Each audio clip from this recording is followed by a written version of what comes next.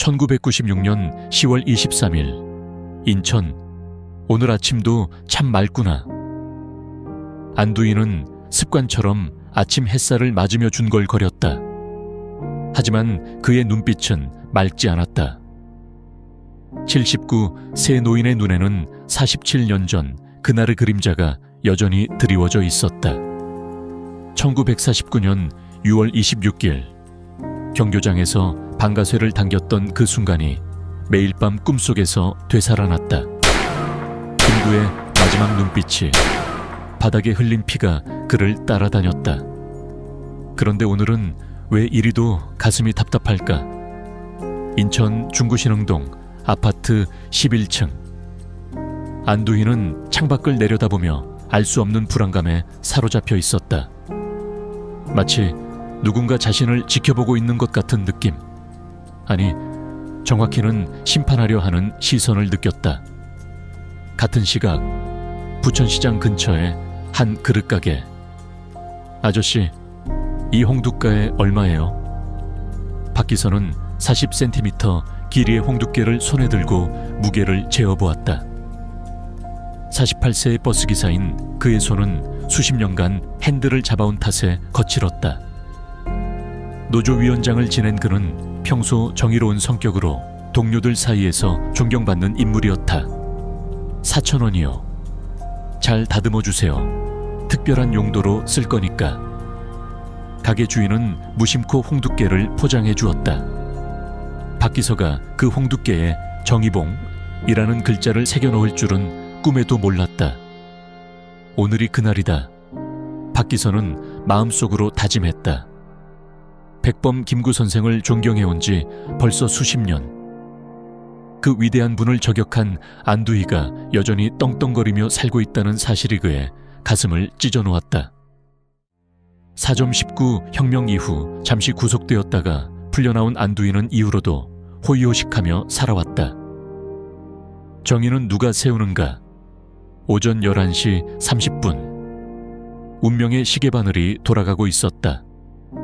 박기서는 장난감 권총과 함께 정의봉을 품에 안고 인천으로 향했다. 그의 마음은 이미 결정되어 있었다.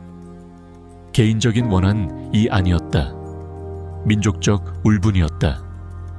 나라를 위해 헌신한 백범을 저격한 자가 천수를 누려서는 안 된다는 신념이었다.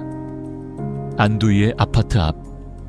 그는 안두희의 부인이 외출하는 순간을 기다렸다. 마치 47년 전 안두희가 경교장에서 기회를 노렸던 것처럼.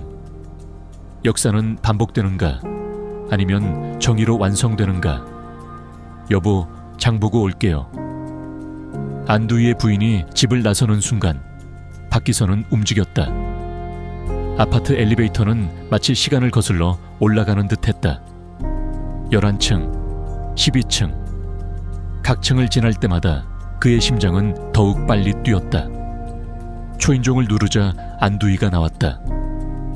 79세의 노인은 박기서를 처음 보는 얼굴이었다. 하지만 박기서에게 안두희는 47년간 꿈에서 만나온 응징의 대상이었다. 누구세요? 안두희 맞습니까? 그 순간 박기서는 장난감 권총을 꺼내 들었다. 안두희의 얼굴이 일순간 경직되었다. 이 상황이 무엇을 의미하는지 그도 알고 있었다. 47년간 언젠가 이런 날이 올 것이라고 각오하며 살아왔던 것이다. 김구 선생을 기억하십니까? 박기서의 목소리는 차분했다. 분노보다는 슬픔이 묻어났다. 안두희는 고개를 끄덕였다. 기억하지 않을 수가 없었다. 매 일밤 꿈에 나타나는 그 얼굴을. 그분을 왜 죽였습니까? 안두희는 대답하지 못했다. 47년 전의 일이 주마등처럼 스쳐 지나갔다. 대동청년단원으로서의 맹목적 충성, 이승만의 친위대 역할, 그리고 그날의 총성. 과연 그때의 선택이 옳았을까? 박기서는 정의봉을 꺼내 들었다.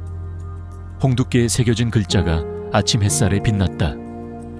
안두희는 그 글자를 보며 자신의 운명을 직감했다. 나는 박기서입니다. 경기도에서 버스를 몰고 있습니다.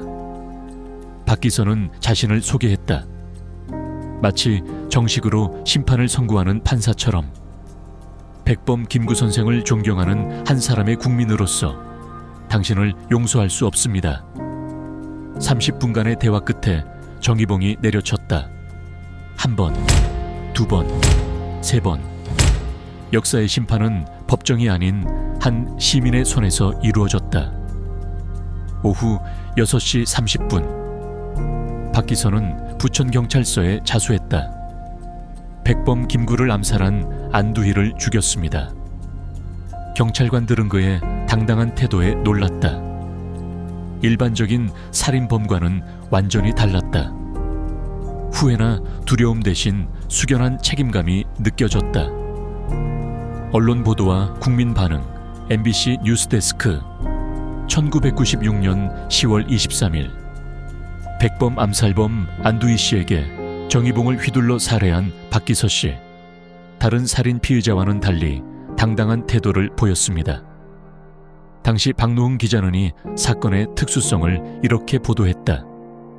비록 안두희 씨가 백범을 암살한 민족적 죄인이지만 박 씨의 범행은 살인죄를 면할 길은 없습니다. 따라서 살인죄에 해당하는 사형이나 무기 또는 징역 5년 이상의 중형을 받을 수밖에 없게 됐습니다. 하지만 국민들의 반응은 복잡했다. 법적으로는 명백한 살인이지만 감정적으로는 이해할 만한 일이었기 때문이다. 역사의 무게 1997년 박기서는 재판에서 징역 3년형을 선고받았다. 범행 동기가 정상 참작되어 당초 예상보다 가벼운 형이었다. 법원도 이 사건의 특수성을 인정한 것이었다. 그렇다면 정의란 무엇인가? 47년간 백범의 암살범으로 살아온 안두희, 그를 응징한 박기서. 두 사람의 만남은 단순한 개인적 복수가 아니라 역사에 대한 서로 다른 해석의 충돌이었다. 안두희는 자신이 국가를 위해 행동했다고 믿었다. 분단된 조국에서 통일정부 수립을 주장하는 김구가 방해가 된다고 생각했던 것이다. 하지만 역사는 그를 암살자로 기록했다. 박기서는 민족의 아버지를 죽인 자가 천수를 누려서는 안 된다고 믿었다. 법정에서 심판받지 못한 역사적 죄인을 자신의 손으로 심판한 것이다.